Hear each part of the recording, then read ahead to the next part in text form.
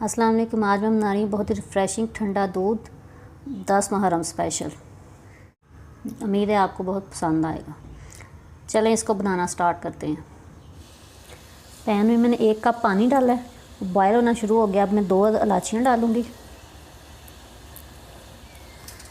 और साथ ही मैं हाफ़ प्याली चीनी और इसको मिक्स करूँगी ताकि इसका शीरा सा तैयार हो जाए, चीनी डिज़ोल्व हो जाए इसमें। 1 लीटर मैंने दूध लिया, उसमें जो मैंने शीरा तैयार किया वो शामिल कर दूँगी। साथ में बर्फ़ शामिल कर दूँगी अगर दूध मज़ीद ठंडा हो जाए। जितना ठंडा होगा उतना ज़्यादा मज़ा आएगा। साथ ही में 1 चम्मच मैंने तुखम का भिगो के रखा था वो शामिल कर दूँगी। मिक्स करूँगी।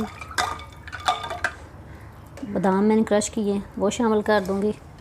जेली मैंने ली है, ये रेड कलर की है।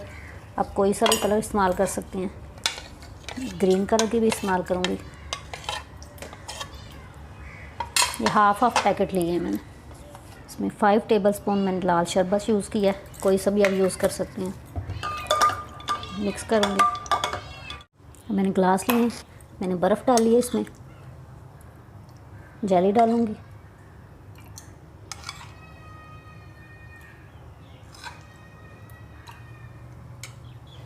साथ ही मैं शरबत शामिल कर दूँगी जो मैंने तैयार किया।